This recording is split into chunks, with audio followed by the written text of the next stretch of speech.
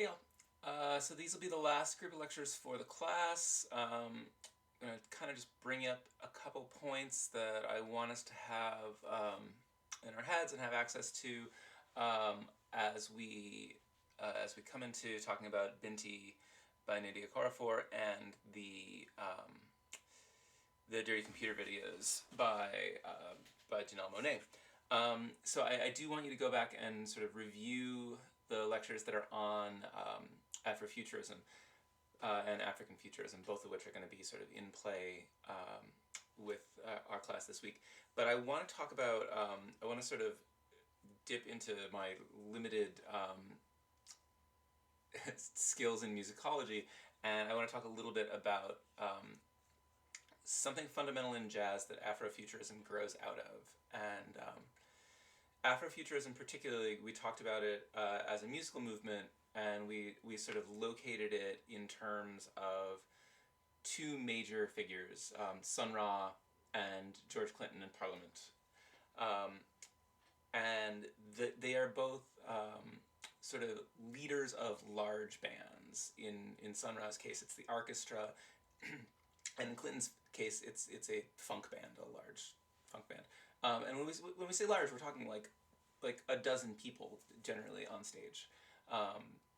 So they are coming out of a tradition in jazz that is called big band jazz. So I don't want to go full like Ken Burns on you guys here, but jazz sort of starts with individuals and becomes sort of its institutional form for quite a while in like 30s, 40s, 50s is as the big band.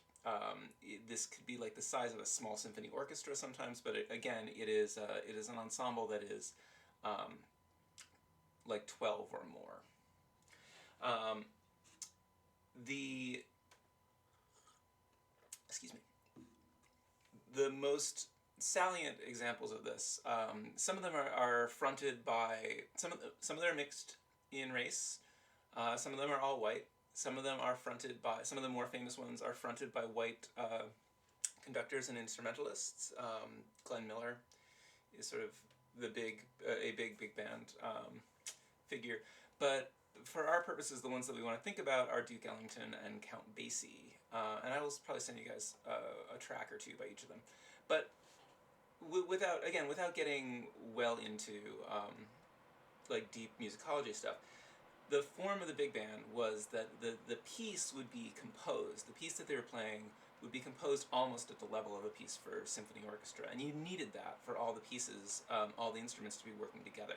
But within that structure and within the composition, and these compositions are generally done by guys like Ellington, guys like Basie, within the composition there is space for a soloist, and the term is the soloist would swing the lead.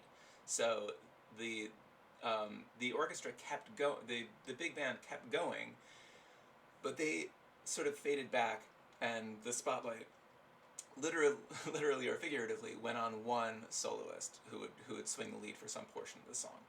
And this would pass around. So maybe there'd be a trumpet solo, and then a bass solo, a saxophone solo, maybe multiple soloists. Maybe a featured soloist. Sometimes at any given time within the big bands and within the circuits there would be like premier soloists, and a lot of the famous jazz musicians that we might think of, particularly later ones, when you think of Miles Davis, John Coltrane, Thelonious Monk, Charles Mingus, these are guys that actually came out of big bands and rose up as soloists and became solo acts. So within this dynamic of the ensemble and the soloist, you're going to see a lot of the dialectic move today, and I'm sorry. Within that dynamic, you have this idea of individualism embedded within community, and I think that's really important, and I think that's something that we're going to want to talk about.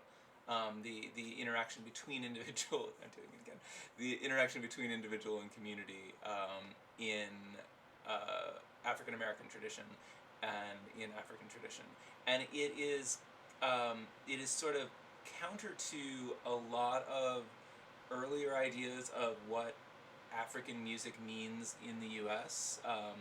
Because the other big early form of African American music is the sort of the work spiritual, and that is choral, and that can be call and response, but it's much more of a community base. And this is an evolution of that. This is space for individual.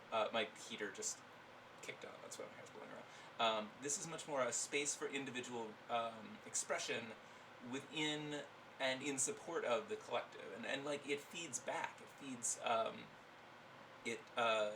the solo sort of encourages the others to up their game. So I want us to keep this in mind. The idea of collaboration. When we talk about Janelle Monáe's music, she is explicitly a solo artist. She does some collaborative work more in the tradition that like a pop or a hip hop star obviously would. So you get tracks that are such and such featuring other artists. But there are aspects of collaboration certainly in the project that she's doing. But I also want us to think about the individual and community in terms of both Dirty Computer and in Vinti. So that's it. That's my sort of deep backstory of Afro. And what I'm saying is that Sun Ra and Clinton and George Clinton in Parliament grow out of that kind of jazz, of big band jazz. So you see that same thing with Sun Ra. You see, although largely, most often it's him doing keyboard solos, but you still see that form of the solo within the ensemble. And then funk is based on the same model. Like other various instrumentalists are gonna take the lead, are gonna swing the lead at any given point in the song. So that's the musical background bit. There will probably be another musical background bit regarding Janelle Monáe in just a little bit, but I'm gonna end this